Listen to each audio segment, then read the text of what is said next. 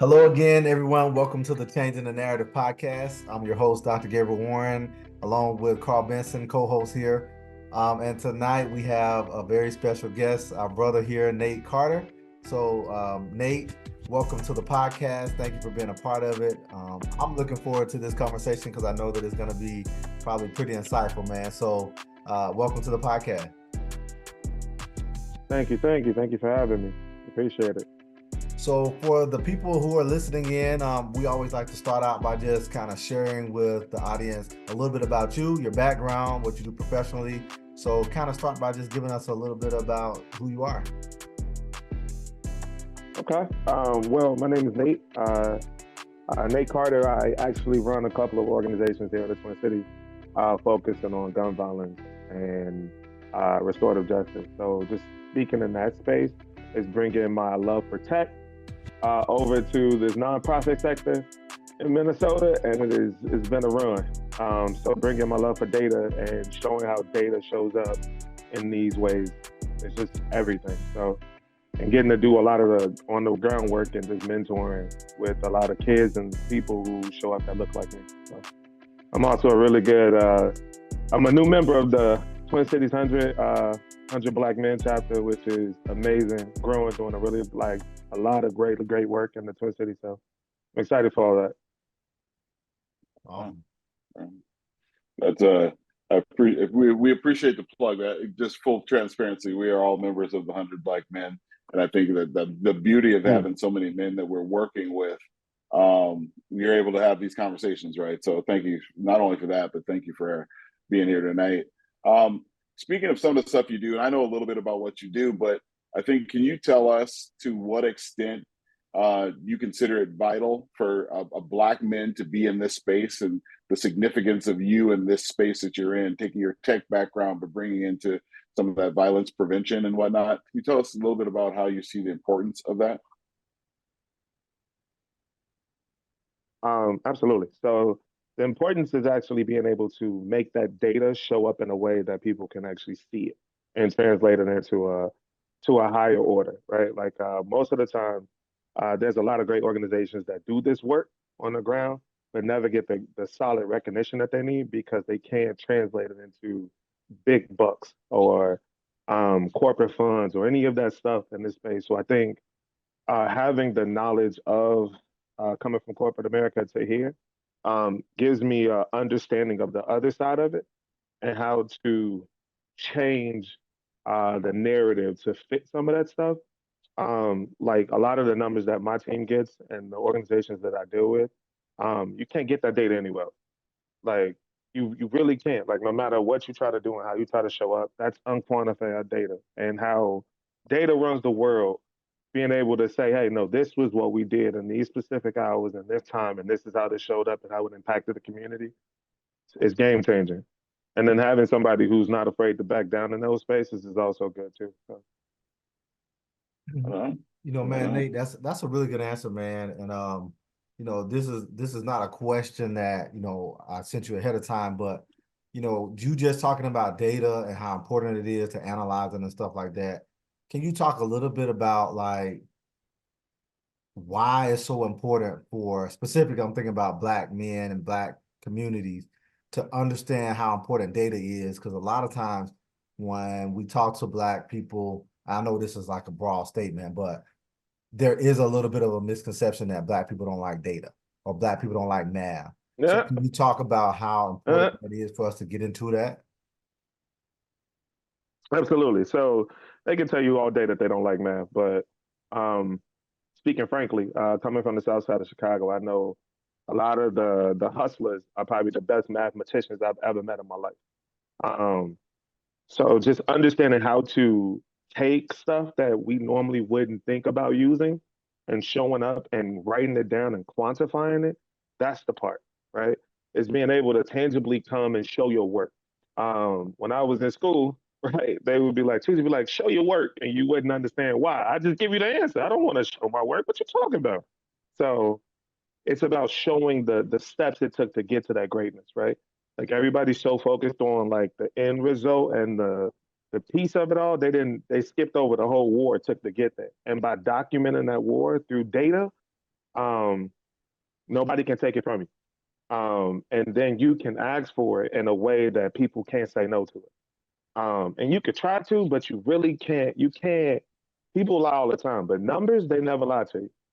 They can tell whatever story you need them to tell and however you need them to tell it. So, and I think if more people did that, there would be more opportunity for funding because other people can't claim your work. And I'm being really nice by saying it the most politically correct way I possibly can. Thank you. Thank you. Appreciate that. So Ooh, what's your driving force then? What motivates you to do this every single day? yeah. So every day I get up, a couple things. So I have a couple driving forces. So one is I have a son. He's my little guy, and I need to change the dynamic of this world the best way I possibly can, so that his kids won't have to deal with some of the same things that I had to deal with, the same thing that my grandfathers had to deal with. And it's getting old. Like it's been old, but it's we at the point where it's getting old. And then just believing and wishing that I had somebody in my corner to step down and look at me and look for me in a way that I needed back in when I was growing up. And there's two things I believe in. I teach it in my curriculum. I teach it in everything I do, and that's hearts and minds, right? If I can change either one of those, you change the stars completely. And that's how you rewrite everything that they thought they knew. Like hope is great, and I believe in hope, but hope is like it's only good when you have something tangible to put with it, right? And if I can show you a realistic action plan on how that goes, worth it. So for me, it's seeing those people that normally wouldn't get help. It's helping those people that normally nobody would talk to. It's standing in the gap for people that look like me, um, because a lot of times we don't have voices in spaces, and being able to have voices and not just shutting up and dribbling the ball or whatever they try to tell you to do and just take it like nah, respectfully. In the words of Rosa Parks, nah. That's good, man. That's good. So, you kind of in the beginning talked a little bit about, the spaces you're in and the things you're wanting to do. Can you kind of share a little bit more, maybe outline some of the things you do to give back to your community? What does that look like for you, Whew. possibly with your work, but then also if there's things non-work related that you do to give back? Absolutely. So a couple things. So we'll go ahead and shout out the 100 again, because that's work, right? That's work that we really do, and y'all in it. Y'all know what time we really do this work, and it's how we show up for kids and people and spaces to give them something different, right? Um, I also, me personally, well, we'll get to what I do personally in a second, but work wise, I created opportunities and lanes for people to create that data, right? Like I have created a data housing platform for nonprofits and grassroots organizations that are Black led to have something so they can take their data, write it down, and translate it into something that's great. Um, so so right now I'm working on building out ooh, y'all get the scoop. I'm working on building out a platform that helps you easily fund grants. So instead of having a long, tedious process of grant making, like we'll go through a couple of like rubrics and questions, but most of that stuff is the same. So when it's time to do one, you'll have a housing platform to house all your information that you already have so that people can pick and choose and plot it into spaces and then hold you accountable like an action accountable plan so they can do that in spaces. So it's really about doing the work and helping the people that's actually doing the work that I love. Um, but a little bit more about what I do. So right now we're over in Brooklyn Park, which is in Minnesota.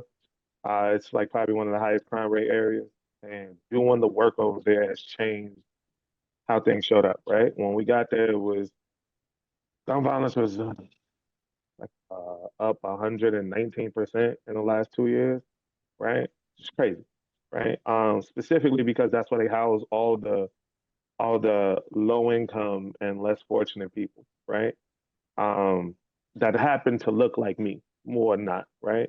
And just throwing them away. And it's changing the narrative because if you look right now on Google, it says, you know how they list what it is?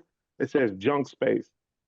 That's exactly what they call it. Wow. So that shows up in that space of just understanding how people are and showing up. So what we did was we moved in over there. I built a rec center and really focused on like giving back and giving people a place outside of their home to come and just show up and learn, grow, build. I do something called healing circles, which focus on trauma relief and trauma reform and just being there and having an opportunity to say how you feel, say how you doing, and healthy practices to make you okay on the back end.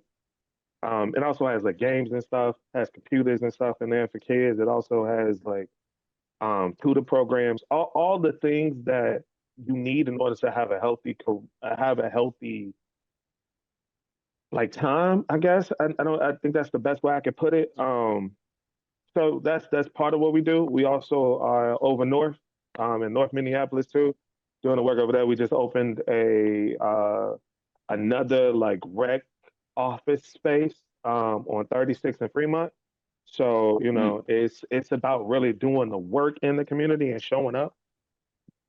We did like Christmas giveaways. We did all the things, right? All the things we've done, from housing to um, showing up at people court hearings, like all of the things in order to get people there. All the way. We have my staff. I have 3 therapists that are Black that show up. You know, we have these things. If you want to do something, we have like it's a lot of things in that space, right?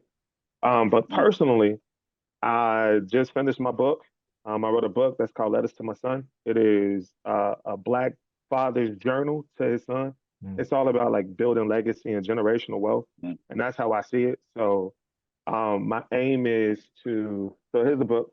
My aim is um, to create an opportunity for fathers to leave like a Bible to their kid. I don't want to call it a Bible, but like I think about like when I was growing up, if I ever had an opportunity that I needed to talk to my dad, or it was something I was too ashamed to talk to my dad about, and he had a book that I can just go read it and understand his words and his wisdom, I think it would have helped me a lot growing up.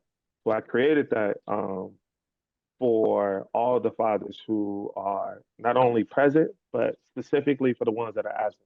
So Mm. those fathers that are in prison, that can't get words to their kids, that can't show them that, and all these stories that are in there are written by the father. So it's prompts in there like, how do you show up to love? Like, what does that look like? You know, like what happens if your heart breaks? Like, you know, what happens if somebody steal from you, or whatever that case is, you'll be able to hear that from somebody that you respect and somebody you admire. And the goal is to create an anthology behind it, right? And take some of those stories, and the people who have shared those stories, for their kids to have to take the revenue and create a trust for their kids to really start and build that generational wealth. And we're talking like long term, like successions and goals. And the reason for the anthology is because the kids who don't have fathers, because I know a lot of guys who have passed, you know, who left on good legacies and can't instill their words into their kids. So it's not, I don't know, it's a space, man. It's a space. It was heavy on my heart, and that's how I show up. So, yeah. Wow. Uh, Congratulations Oh, on that your was book, long. man. yeah. Congratulations. Before I Thanks, man.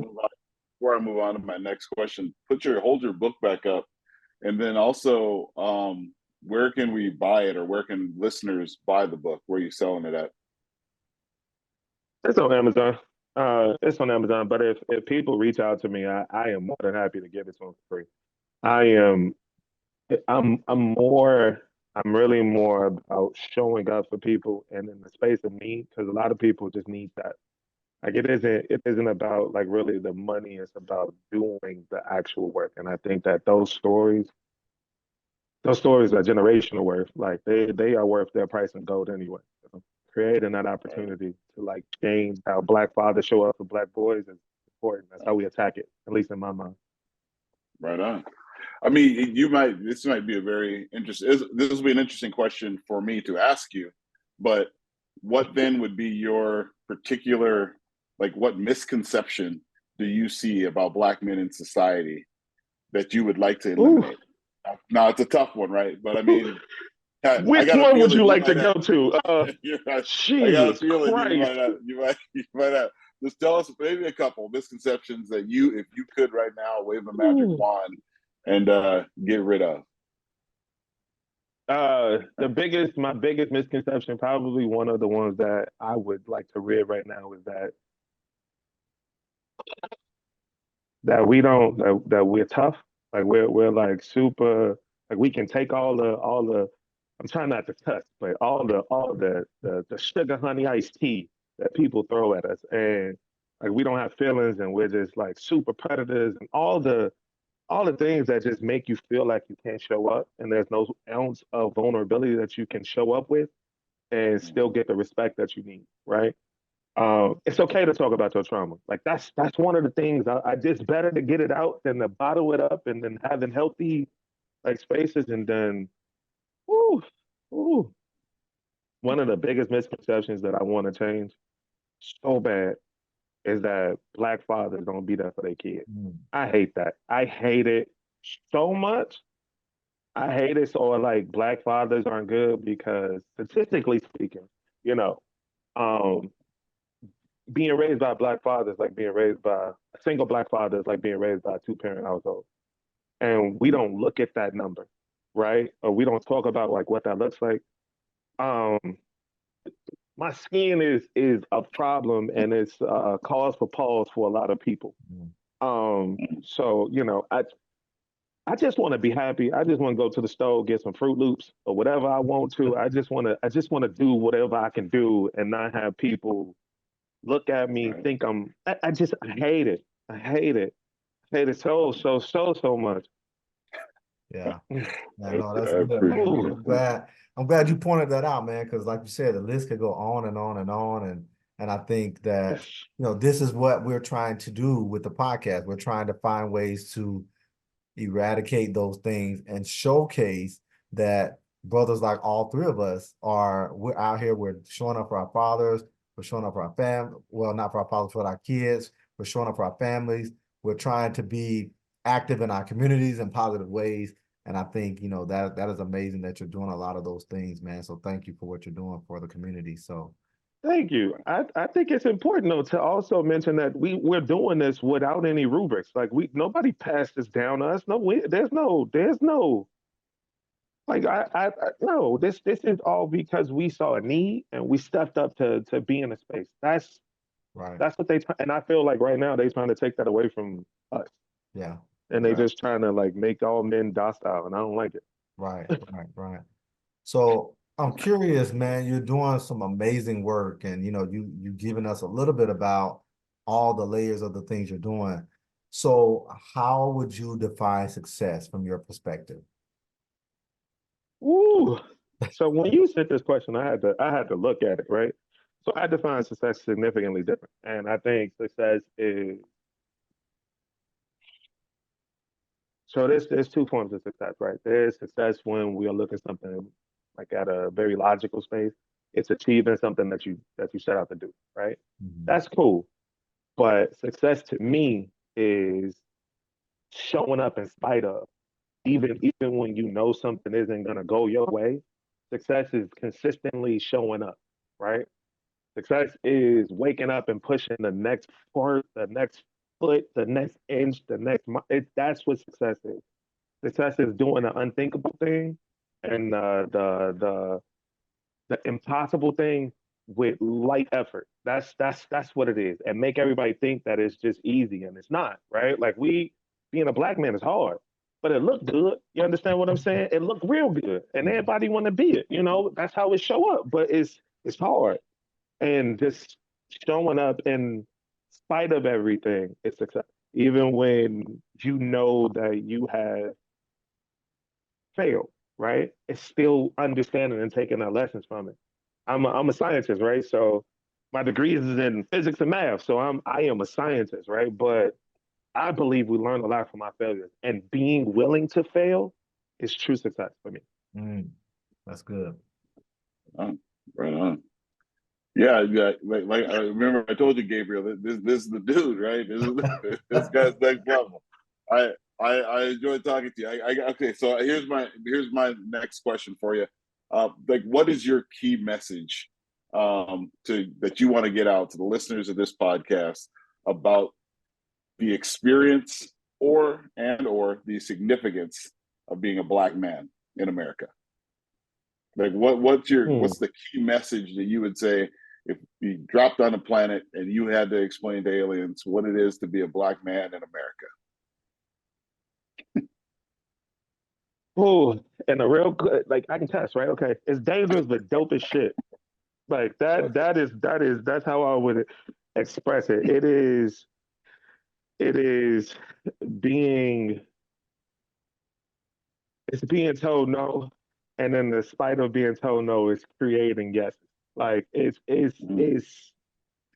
it's changing norms. It's shifting ideas. It is the catalyst for life itself. Like I just believe, it's just something about like the essence of what a black man is and how we show up in anything, Mm-hmm. from the way that we greet each other to the way that we show up to protect people. Like even in that whole spectrum of how that thing is, it's just something about it. Like people want to emulate it, they can't take it. Like no matter how cool or how dark you make it you can't do it. Like it's great, and then we be outside in the sun. So, it's cool. So. This dude. Man. Man, that's good, man. So Sorry. so this next question should probably you probably have already addressed it in a little bit throughout your answers because you weaved in a lot in the different questions we've asked. But from your perspective, what should the narrative be about what it means to be a black man in our culture when you think about all the things you've shared before? And if you were talking to somebody and you were trying to change that narrative, what would you want that to be? What would I want the narrative to be? I think the narrative should be okay. So what I want people to do when I walk in the room is just move out the way. Like, just let me have space, to operate. Like we can shake hands, but let's talk about the work. Let's focus up. Um, Breathe, Nate. This was one of those questions when y'all sent it to me, I was like, don't go too off. But I want the narrative to be as I am an amazingly smart person that doesn't need anything to prove my worth to anybody. Mm. Like I just want to be able to be present without having to prove myself in any capacity. Like I know that sounds crazy, but you'll be surprised how many times you do. Or Right. that there's no need for me to code switch. Because I just be able to show up on my most authentic self and really be there, but that don't really mean things, because they tell you to show up in your most authentic self, but they don't really want to see it. And most of the time, that's how that goes. So just being able to be whoever I am in whatever capacity I want to be there, and let that be enough. Period. That's good, man. We get it. I know, Carl, you probably got the next question, but I'll just Yeah. tell you, man, we get it. I mean, I think all three of us on this Zoom can relate to what you're saying in this moment, man. And even in our own individual It's spaces. hard. Yeah, yeah. Thank you for that. It's hard. Yeah, absolutely. So hats off So to so y'all we too. That's hard, man. appreciate you. Well, we're wrapping up. We're getting toward the end of it. I want to ask you this, because I know you're doing a ton of stuff. How do folks follow you, or are you in this space? First of all, you want people to follow you, follow your work. Is it a website, LinkedIn, Instagram? What do you got? What can people follow? And we'll make sure we put it on the pod as well. But you can follow me on LinkedIn. It's Nate Carter. You'll see me. I'm the handsome black dude standing there with the white dude. You'll see me. It's okay. You can follow me on Instagram. It's Tune the World. TUNECA World. And that's just you can come to our website if you are looking to have a conversation at the moment. It is called Be Restored, MN. or restorationinc.com. .org. So I'm at. Nate, I'll tell you two things, man. One, thank you for being a part of the podcast, man. I appreciate your authenticity. I appreciate your courage and your boldness to share. And this is kind of what we, want to share with people, man. We want to share the fact that Black men are not all the same. And, we are three Black men on this Zoom, but we are coming from three very different experiences. So I think it's important to have these voices. And then the second thing I'll say, man, is just, keep doing what you're doing, man. I think we don't share with each other enough how much we appreciate each other and the work we do, because to your interview, it is hard to be a Black man. It's hard to do the things we do and to show up every day when everybody outside of us are looking at us kind of with a side eye. So, man, I just want to say thank you for all the work that you're doing and all the things that you are giving back to the community, man. So I appreciate you for being a guest on the podcast for sure. Appreciate y'all, man. Appreciate it.